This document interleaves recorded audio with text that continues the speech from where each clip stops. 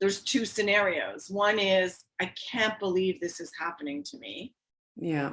Right? Like, I can't, how could this happen to me? Yeah. And then the other scenario is, I'm a special ed teacher. Like, who better to raise these? Like, these children chose the right mom. Like, who better to raise them, right? So it's like, it's the perspective. That's the growth mindset piece, right?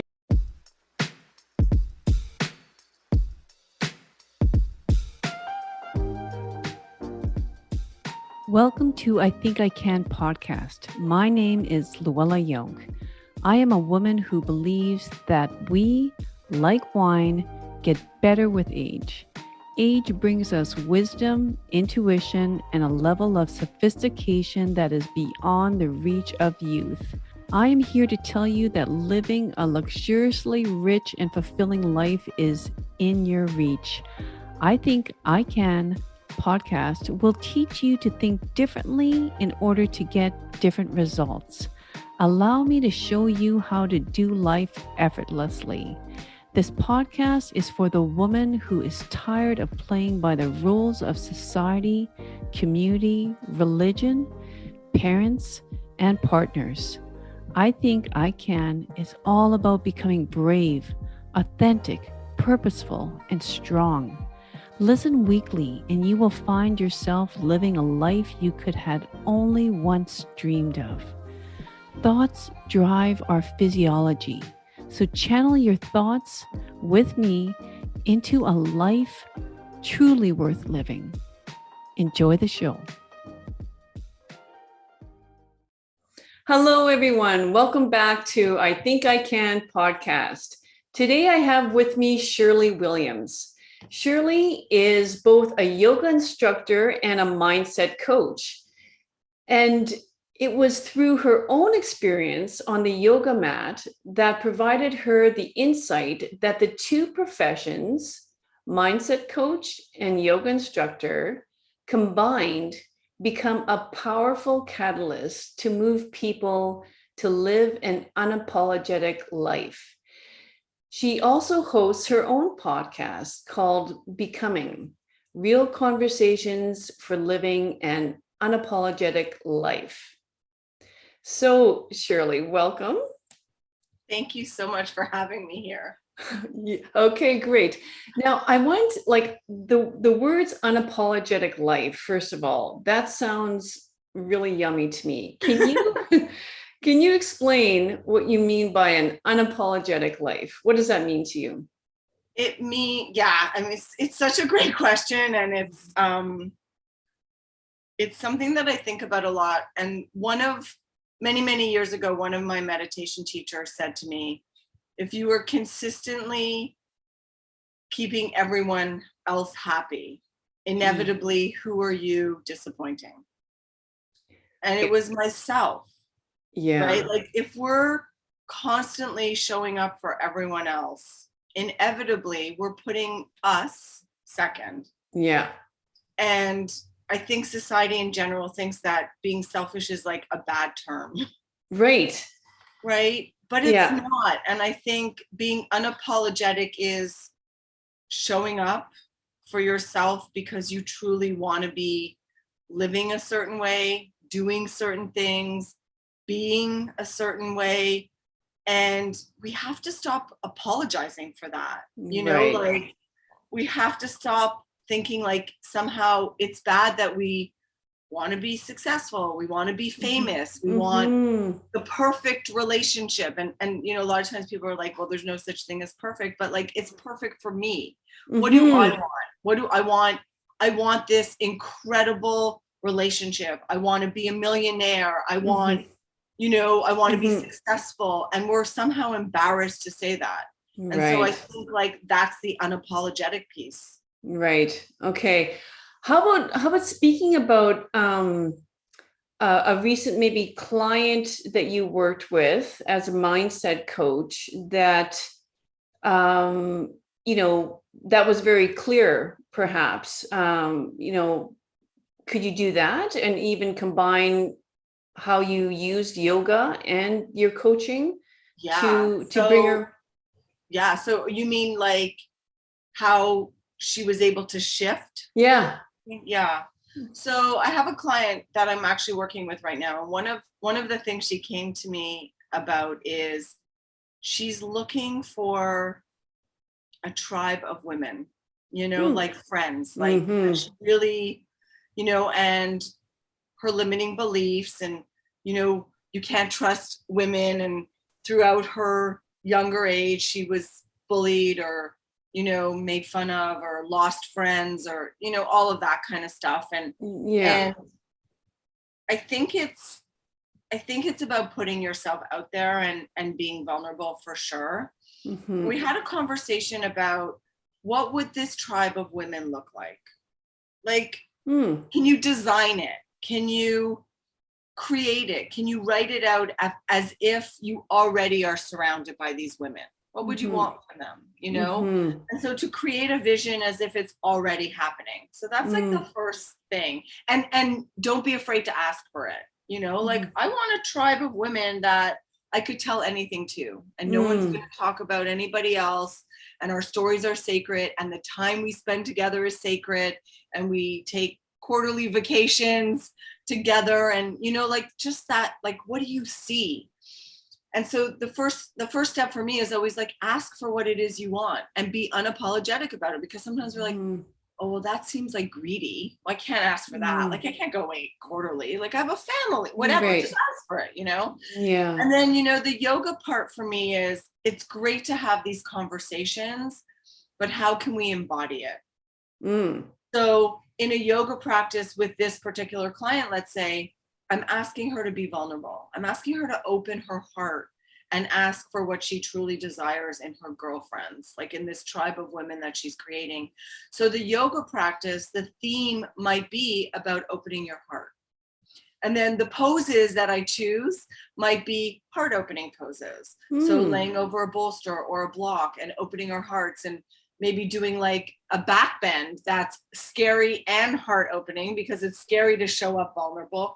And then the mindset piece starts to change. Like, I just opened my heart and I feel so feel now. I feel expansive. I can breathe better. The breathing component is like, my breath is more expansive. And then you start to align your body with what it is you're creating for yourself. And it's like, hell yes, I know I can, it's not even like, well, maybe. It's like, I want to feel like this. So now I'm going to show up like this. And it's just, it works so well together. Yeah, it makes a lot of sense. It's something, body language, for example. I mean, I see it as a therapist in the room all the time too, that, someone's anxious or timid or shy or, nervous. But yeah, I don't think it's spoken about enough in terms of posture and, even like you say, open your heart. What does that mean? Doing a back bend over. Yeah. Right. So then we're going to experience it. And then you have this experience to start to embody into the vision that you want. Like sometimes when things really scare me, like I'm really afraid to do something. One of my most favorite poses in yoga is handstands. Now I'm 52, right? Like a lot of people coming to yoga would be like, well, I can't do a handstand. Like I'm not strong enough. My body can't support me. And so one of the things I really think about when I'm afraid of doing something, I literally think, man, I can do a handstand. I can actually support my entire body on my hands. That's amazing. If I can do that, then I can do other things that scare me. And that's really like a lot of times the catalyst for me making decisions. Exactly. So I love that. It's like, it's just getting bold about it. I'm like, man, I can do a handstand. Like how many people can do handstands, Right. Yeah. And it's not always pretty. And sometimes I fall, and that's the metaphor for my life. Like being bold and putting myself out there might not always be pretty, but it wasn't about it being pretty. It was about me showing up. And then I just kind of move on to the next thing. So like when you say the theme of the practice, then, so let's say getting back to that client. So how do you work? Like, do you do, like sort of a talk session with her, and then you combine it with like yoga practice, like for homework, or like, yeah. And it's not for everyone. Like I ask them, like, are you open to me giving you a couple of poses that might try and open your heart a little bit, where it might be easier to be more confident or more vulnerable, like, so some people are like, yeah, that sounds great. And others are like, no, I'm not going to do it. That's okay also. And sometimes, like, I've been on calls with women, just like on Zoom, and we'll do it together. I'm like, I put together a little yoga. Do you want to play? And they're like, yeah. And so we just set up as if we were going to do a yoga practice instead of have a conversation. Okay. Yeah. Wonderful. Okay. Yeah. That makes sense. Yeah. I like that. And I'm going to ask this right now, because in a past interview that I had with another yoga instructor, I remember her telling me, just in terms of poses, how prior to sleep, if you're having difficulty sleeping, to shove your bum up against the wall and put your the wall. Why does that help? Because I was telling my mother this, who's 80 plus years, this the other day to help her with her sleep, and then I realized I had no idea why that would even help. So can you remind me? Having your legs up the wall in that kind of position, and just like getting heavy into the back body a little bit will actually take you into the parasympathetic nervous system, which is like that calming, takes you out of that flight or fright response. And so it's a very relaxing position to be in. It's actually great for sleep. Yeah. Wow. So how, and you should try to shoot for how long, like, to do that for? 3 to 5 minutes, maybe. Oh, that's it. Okay. Yeah, it's also really good for cardiac patients. So anything where the heart is lower will, and it's great for circulation. Like if anyone has hypertension or circulation issues, heart conditions, having your legs up the wall, sort of, it's actually not much different than a handstand. I mean, handstands are energizing, but to have everything reversed a little bit, like, really takes you out of that flight or fright. Okay. Yeah. How about if you're really excited about something, like, let's say you heard some great news. Do you, like, what kind of position do you get yourself in? Like, do you jump up? Am I looking to align with the great news, or am I looking to calm myself? I say align with it. Like, you're going with it. You're just. Oh, well, handstands are the best for that. Gee whiz. Okay. Yeah. I think all I can do is probably just jump up and down. Jump up and down is any movement. Like, here's the thing, like, we're looking to embody life, right? Like, yes. We're not looking to check out. We're looking to actually embody life. And so I just think, like, if you just didn't overthink it and you just did the thing you wanted to do, like, I could just imagine, like, running in my backyard and jumping all over the place if I was excited. Yeah. Or that power pose. Like, I mean, that's what you, like, that's why what you're talking about, like, you combining coaching and yoga just makes so much sense, because, you would also do like, everybody, like, it's just a natural, like, hands up in the air power pose. Yeah. So I think it just makes so much more sense that you'd be able to move someone from, a state of fear, to a state of calmness by combining the body and the mind and the soul, the heart. I have a client that I work with, and every time we get on a call, she's always rushing. So she's like in the corporate world, and she's always like 10 minutes behind everything she does. And, we've been talking about, like, how do you want to show up and the energy you come to your meetings or whatever. And it never fails. It's like she just, like, flies into the conversation, and I can, like, see her. And every conversation, I'm like, put your this is how we start every time. Take your shoes off, put your feet on the floor. Yeah. Deep breath for a count of 4 and exhale for a count of 8. And we do this for like 2 minutes. And then she's like, her whole demeanor changes. And she's like, why can't I remember that when I'm not with you? You know, like, and I'm like, you have to do this before every meeting. And I'm so curious to know if you really did this before every meeting, like 1 minute, 60 seconds, how your meetings would go. Like at the end of the week, would you notice a shift?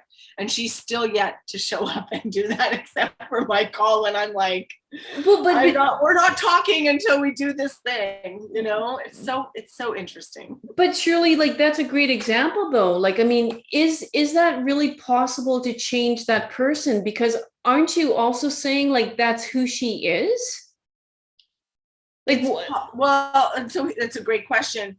But she wants to change. Like, okay, she keeps talking about wanting to show up differently. And okay. So when we talk about it, she wants to show up calm. She wants to show up like that she's organized and like, so as long as she wants it, yes. I think it's possible. But then, as you know, you can lead, what is it? You can lead a horse to water, but you can't make them drink. Exactly. So, Well, yeah, no, that's what I was interested to see, why she was coming to see you. That makes a lot of sense. It's something she really wants. And I have this thing that I tell people, and sometimes it sounds a little harsh, but I mean it with love. If you don't have the life you want, it's because you don't want it badly enough. Exactly. And it's hard to say sometimes to people, because like I hear them and they're like, I want this. I really, really do. Like, how bad? They're like, really, really bad. And then the next week we're back at like, how bad? Really, really bad, you know? But like, people are like, well, how much effort do you put into your life? And I'm like, every moment of every day, I'm asking myself, how does this serve me? How does this serve me? Does this serve me? How does this serve me? Does this serve, you know, like, it's every day. There's not, and then sometimes I mess up and I'm like, okay, well, that didn't serve me. And then I start again. But it's if you don't have the life you really want, it's because you just don't want it badly enough. It's hard, I know, to sometimes, you know. It's so easy to justify, you know, what's not working for you in life, right? Like all the things that you're unhappy with, it's so easy to justify and to blame, and, you know, having a bit of a, you know, it was easier for her. Exactly. No, look where I came from. No, well, she had more money than I did. Well, she has more time than I did. Oh, well, she had parents that were better. Like, you know, it's so, it's really what we've been trained to do, is just, and then we settle. And then we settle. And that's part of the unapologetic. We're not settling anymore, you know, like your story may have led you here, but it doesn't define your future. You got to step it. You got to step up. Yeah. So is that something that you get clear on with your clients before they begin with you? I'm just thinking like, you know, like let's see, because otherwise it's not going to be a successful coaching. I give them a real, when you use the word spiel, like I give them a real talking to before they actually sign up, because I'm not for everyone, you know. Like, I'm not. I mean, none of us are, right? No. My frequency isn't going to be felt for all women, and I have coaches that I can say to someone, even just by the discovery call, hey, I have someone for you. I have a coach for you. Right. She's going to be soft-spoken, and she might hold your hand, and she might tell you it's okay. I said, I'm not that. And the clearer I get about who I am and how I show up in the world, that actually allows me to be clearer with my clients, you know? And for some of them, they're like, oh no, man, I'm up for the challenge. Like, I want you because I know you're going to be honest, and I know you're going to tell me like it is. And I know you're, you know, and I'm like, okay, here we go. I'm like, you don't need a parachute. You don't need your seatbelt. You just have to trust me. See, like I think, I know, I'm just listening to you right now, and even your own body language and the way you speak. And, you know, I'll be honest with you, like you got that bit of, you know, like, I'm going to tell you the way it is, but you're also a yoga, like it's kind of an interesting combo. Like I wouldn't see you as a yoga instructor, to be honest with you. I would see you as almost like a hit Like hit workout. It's like, here's that tire. Like, come on, carry it. Push this tire over there. Go. Yeah. I think it's the balance of both. How did you get into yoga then? So I was 18 and I was at like a regular checkup, a family doctor, and she asked me how I was feeling. And I said to her, on most days, I'm actually quite anxious. Like I'll go back into the house and make sure that the stove is off, or I'll make sure that I lock the door, and she was like, well, how bad is that? And I was like, some days it's pretty bad. Like some days I would leave school to go home, and like I was just I grew up in Montreal, and so high school goes to grade 11, and then we go into like what we call CEGEP. It's kind of like a grade 12, 13. And she talked about putting me on medication, and I questioned it. And then I had a conversation with my mom, and my mom was going to this woman's house and she was doing yoga. And she's like, I'm doing yoga one night a week at this woman's house, and would you like to come with me? And she's like, it might help like relax you a little bit. And I was like, okay. So I went, and I remember this woman was like, I mean, when you're 18, you think everyone's old. So I want to say I bet you she was like 100, but she probably was like 60. Yeah. And she had a brown shag carpet with an orange corduroy couch in the corner. Oh. And I got down on my hands and knees and needed to smell the carpet for some reason. And yeah. I would do yoga every week with my mom, and it was like a really gentle yoga. Yeah. And I started to feel a little bit better. And I was always very, I was a little bit of a gym person, and I loved lifting weights. And so I thought for a while it was a nice compliment. And then I was talking to someone, and they were like, there's other styles of yoga. Like you could do like harder yoga that would like help build your muscles. And I was like, ooh, okay. So I started practicing in a studio, and that turned into like 3 days a week. And I started to feel better physically and emotionally. And that just sort of kickstarted everything for me. My background was special ed. I was a special ed teacher for many years. Oh. And so then I started to combine my yoga and special ed. I had twin boys that were born quite early, and one of them had special needs. And I started doing yoga with him. And then that snowballed into yoga with children with special needs. And that snowballed into, well, I bet you grown-ups are special needs also. So yeah. I ended up taking I'm calling it a regular yoga certification. And I started teaching classes, and it just rocked my world. It was just everything I would have imagined. And I felt great, and my mind was quiet, and I was happy, and it just made me a better human. So I bet you're happy you didn't follow through on the medication at 18. I never did it. I never went on any medication. Yeah. And we had a long line of mental illness in my family, but we also have a long line of drug addiction. And so I was very afraid to be on anything. I was really I was afraid. Yeah. I started to explore other options.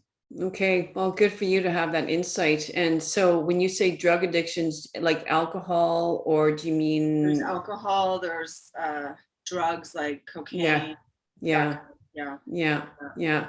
Wow, what a different trajectory your life could be, hey, if you didn't, if your mom didn't say. I had an incredible mom. Yeah. Wonderful. And I have a half brother who's 11 years older than me. And so I watched the trajectory of his life and the trajectory of my father. And I sort of did the opposite. I was like, I'm going to go this way instead. Exactly. Wow. And so when did you leave the teaching profession then? So I left teaching after I had my kids. So my boys were born at 25 weeks, and they were considered micro preemies. And they were considered a 20% chance of survival. Wow. And they're 22 today. They'll be 23 next month. And one of them has cerebral palsy. His diagnosis was he would never walk. He's walking fine. Wow. And both of them are healthy and happy. And it wasn't, I want to say we got lucky, but we didn't get lucky. It was the trajectory of how things were supposed to work. And this could be its own podcast, but Yeah. they had guardian angels that were watching over them for sure. It's really remarkable, actually. So yeah, they're great. They're great kids. And again, your own mindset, that's what's so important here too. Well, it's something I haven't even thought about in so long. This conversation is just like kind of rocking my world right now. But when we were in the hospital, a friend of mine gave me a book, and the book was called Miracle Babies. And they were just little chapters of kids that were born premature, and they were miracle stories.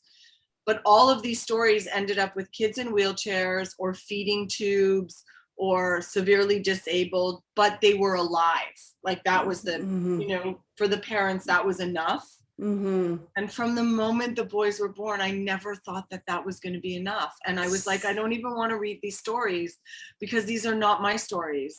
Yeah. And now that I'm having this conversation with you, I'm like a rock star manifester. Well, no kidding. I haven't really thought about this in so long, but it was never an option. Like when the doctor came in to tell us that Oliver would never walk, we were like, that's not an option. No. And you're right. I think that is how true manifestation really works. I use that phrase all the time. It's just not an option. Right. Yeah. It's just not an option.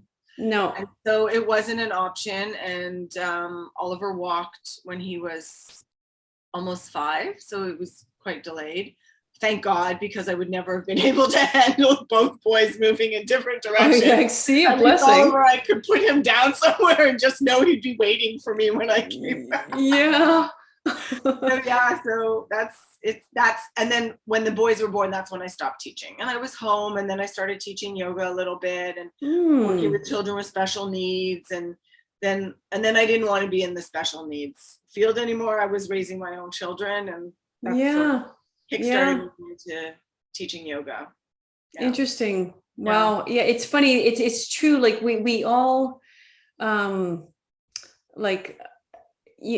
it's what I say and what you probably say too. We're exactly where we need to be in life, right? It's if someone would have said, you're going to be quitting the teaching profession and you're going to have special needs, right. child, we can't handle that but if it's dished out to us, as we go through life, it's amazing. We can conquer all fears. That everything happens in the order it's supposed to for us to transform. So when the boys were born, there's 2 scenarios. One is, I can't believe this is happening to me. Yeah. Right? Like how could this happen to me? Yeah. And then the other scenario is, I'm a special ed teacher. Like, who better to raise these? Like, these children chose the right mom. Like, exactly. Who better to raise them, right? So it's like, it's the perspective. That's the growth mindset piece, right? Right. So, yeah. Okay. So, well, let's see. I'll ask you. It says it. I noticed in your, when I was kind of scrolling through your stuff, like that you have led retreats. Do you want to speak a little bit about that? Yeah. So, pre-COVID, although the next one is now booked in November 13th, we're heading to Costa Rica. So I've just been, throughout my yoga journey and my life, I've just been running international yoga retreats. And it really just started off like someone said to me, you could teach yoga and go somewhere warm in the winter, because I live where it's cold in the winter. And I was like, what do you mean? And they're like, well, just do a yoga retreat. And I'm like, really? There's a thing like that? Yeah. So I just Googled yoga retreats, and I found my first retreat was in Mexico, and it was a yoga retreat, and it didn't matter if I made money or not, but I got to do what I love to do, and I got to do it on the beach with a group of people that were going to sign up. So I started to do that twice a year, and then the next one's in November. I mean, we had everything on hold over the last couple of years. Yeah, they're just starting up again. Yeah. Wow. So, and this one, actually, I'm combining yoga and life coaching, and I'm calling it a goddess retreat, and it's only for women. And I will do some goddess ceremonies, and we'll have some conversations, and then we'll have some yoga and meditation. So I'm very excited about it. Sounds great. Is that like 7 days or how long? 7 days, and it's in Costa Rica, November 13th to 20th. Okay, so we'll be able to find that on your, like with the links that you gave us. Okay, perfect. All right. Yeah. So how about some memorable moments in those retreats? What has come up for people? Oh my God, you mentioned memorable moments. I had a woman who reached out to me, and I knew her from yoga classes. So she never took my class, but I was in class with her, and she was blind. And she said to me, do you think I could come on this retreat? And you want to talk about fear? I was like, oh my God, how am I going to bring her to Mexico? Was it Mexico? Right. No, it was Costa Rica. It's like, how am I going to bring her to Costa Rica? And so I first said, well, do you have a friend you can come with? And she said, oh, I'm going to ask around and I'll get back to you. And she got back to me and she said, there's nobody. And I was like, okay, let's do this. Yeah. So she had someone drop her off at the airport. When you travel with someone who's blind, you actually don't have to wait in line for everything. For anything, so you can just go in. Okay, see, there's pluses and everything in life. Yeah. And I had spoken to the retreat center, and it was a small enough retreat center that we could figure out, show her how things, where things were, and we gave her the room closest to the bathroom and all of that kind of stuff. And she came, and she was amazing. And it was like night 2 or 3, and we were doing a yoga class, and I said to everyone, I would like you at this time to turn as the sun is setting and open your eyes and watch the sunset. And I had a moment of panic because I realized she wasn't going to actually be able to do that. And I said, okay, better yet, I want you to close your eyes. And I described so visually what I was seeing and the colors and the way it was sitting on the water. And I was so in that moment that when I turned around, everyone was crying.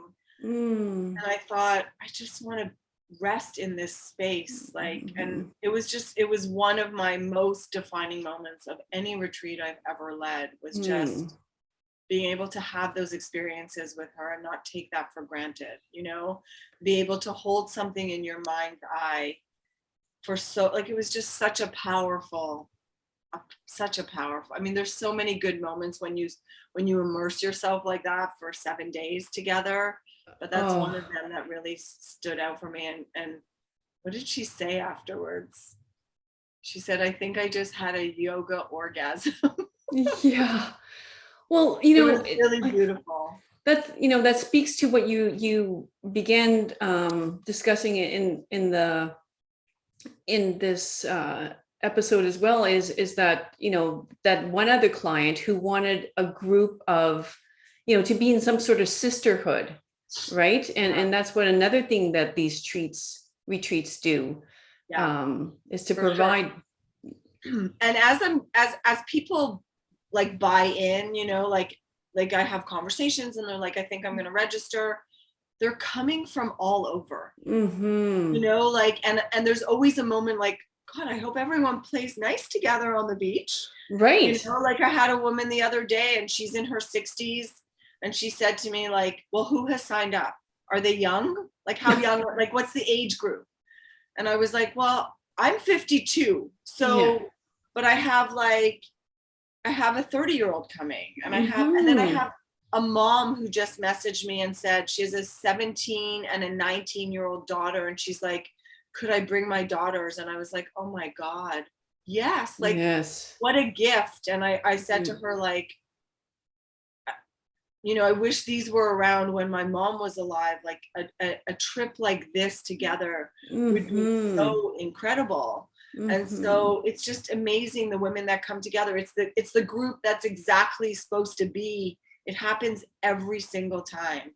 Well, there's never a friction. It's just like all these women from all over the world, all different ages, coming with all different stuff, and they're just showing up for each other. It's magic. It's such magic. But it's not really, because it's energy, that's just exchanged, right? They're attracted to you, Right. for a reason, and just it's, you know, like-minded people hang around with like-minded people. Yeah. So you're right. I don't think people have to worry. It's like we're all here for a reason. We all found Shirlee for a reason, and we're aligned. Yeah, it's that energy, it's that frequency we talk about, right? Mm-hmm. Like you have Mm-hmm. your own unique gift, and there's only a certain frequency of people that are going to hear it. I mean, there's an Yeah. abundance amount of people, but there's a certain frequency, you know, when someone says like, you're speaking my language, you know, Exactly. or you walk into a room and you notice this one person and you're like, I don't even know, but I need to know that person. Exactly. You know? Yeah. Exactly. Yeah. Yeah.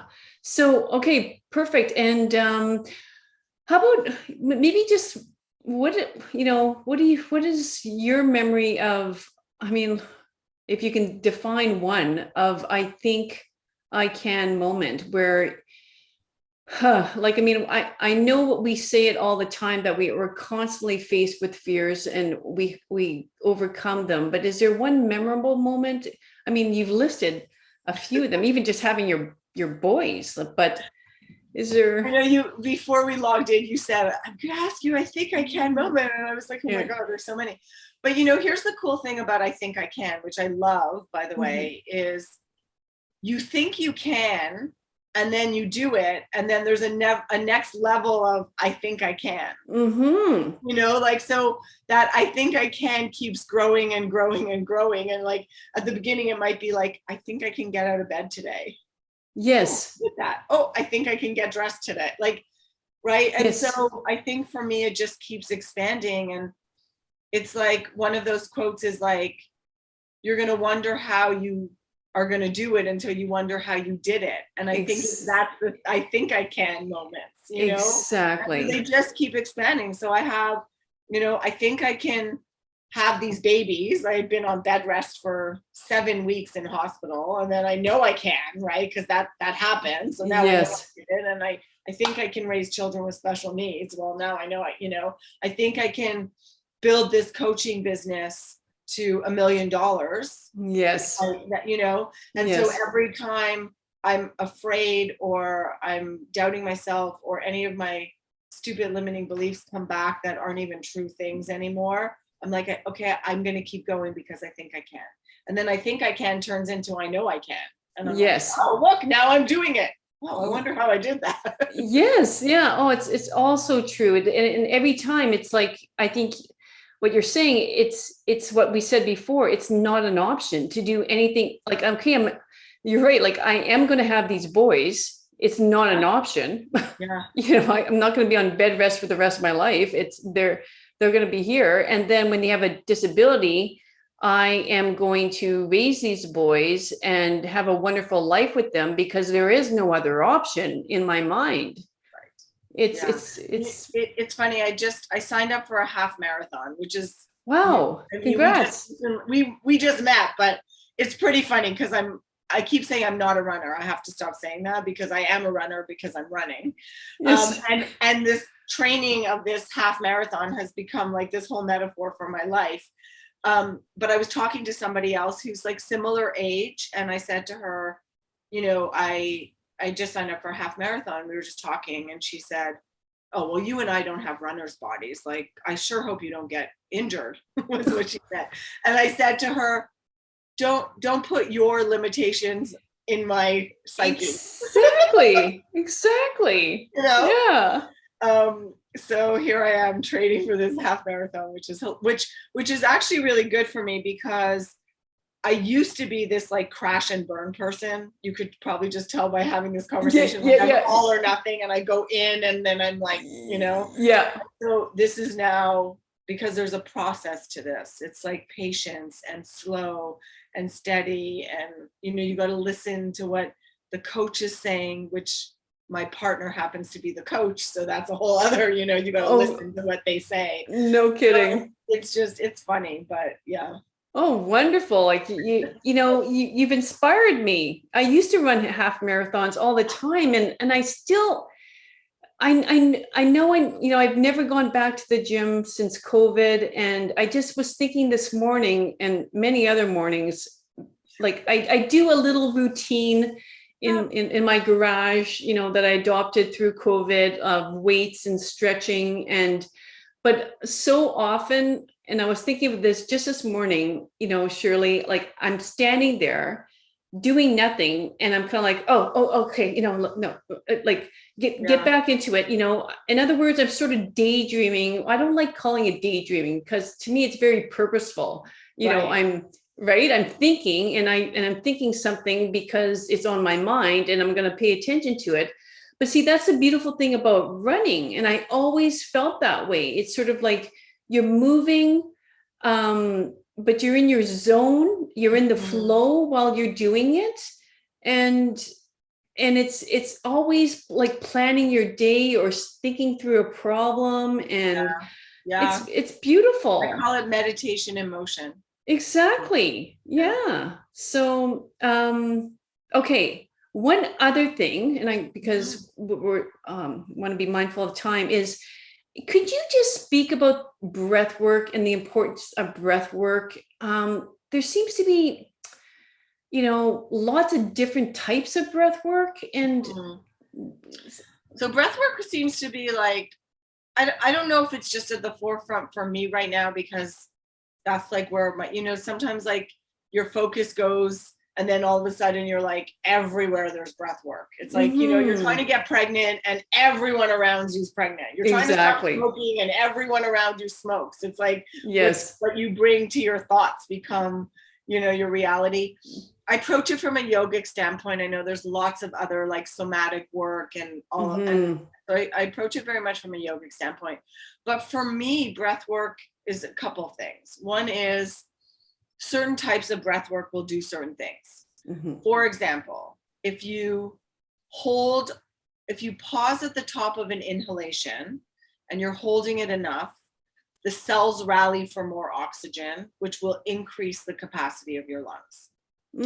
If you do what I call alternating nostril breath, it gets the right and the left side of the body working together. So it brings everything into the middle. So it's great for concentration.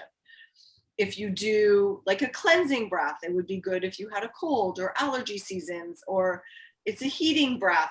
In the winter, it'll get your body warm.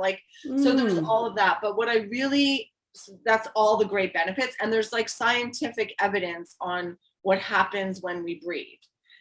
Here's the crazy thing. We're breathing every single moment of every single day, and no one pays attention to it. Yeah. And you never think like, oh, now I'm breathing. Oh, here I go again. I'm breathing. You're just breathing. And without breath, there's no life. We know that. So let's put some emphasis on it a little bit. So I love the fact that we can control our breath. Like I can say to you, like inhale for 4 and exhale for 8. So lengthening the exhalation will be more grounding, will be more nurturing, will be more calming. If you need more energy, I might say to you, okay, inhale for 8, exhale for 4. So let's change that around. So I love having the ability to control my breath. Because again, then it's like this mindset of like, well, of course I can control what I'm doing in my life. I can also control my breath. It's just like another validation level for me, and it gets me immediately into my body, and nobody uses their full lung capacity. And that also is great to practice, right? It creates space in the body in between the intercostal muscles and the rib cage, and we can expand and we can move our breath into areas of the body that maybe feel stagnant or stuck. And sometimes those are physical areas. But then there's the emotional area, like breathe into your heart. Like the second I say that, like, I just feel like a softening right away. Like just pause for a moment, breathe into your heart, feel the warmth around the heart. Like if I needed someone to calm down a little bit, or if they were feeling anxious, I might just say that, like place your hand on your heart and take a deep breath. Like you're okay. Like you can feel your heart beating, like we're here, we're in our body. And so many times, like we're looking to check out because it's scary or something happened or there's trauma, and there's big trauma. And then there's like little traumas, like you were bullied on the playground, all the way to like physical abuse, like whatever the thing is, so getting into our breath just really like, I don't know, it just it just grounds me right away. I do it. Well, yeah, see, and which is wonderful. And would you say you're using it in running? Yeah, for sure. And I've been playing a little bit with, I've been taught anyways in exercise, like cardio exercise, like breathe in through your nose, out through your mouth. And I've been trying to just breathe in and out through my nose for my run. Ooh. And see what that does to my whole parasympathetic nervous system, because I'm also monitoring my heart rate as I'm running. And, my coach is trying to keep me in like a zone 2, which is like a very relaxed, like we could have a conversation. And sometimes now that my run, because we're doing a run walk training. And so now that my runs are getting a little longer, I can feel my heart rate getting higher. So I'm noticing if I do just nostril breathing, it seems to actually keep my heart rate a little bit lower. Now, I don't know. I know there's a thing around that, but I don't know what the thing is yet. I'm still just discovering it in my body. Right. You have to bring me back on to talk about it. Yeah, no. And so I think it's a thing. There's a thing about just nostril breathing. I just don't know exactly what it is yet. Well, it's definitely, I think hard. You're going to, it's hard. Oh, is it ever hard? It's, yeah. When is the actual marathon? October. Okay, perfect. Slow and steady. Yeah. Well, I mean, and combining that with yoga. So, I mean, I can see that, you're not going to have the typical running injuries. You're not going to allow that to happen, the tight hamstrings and the...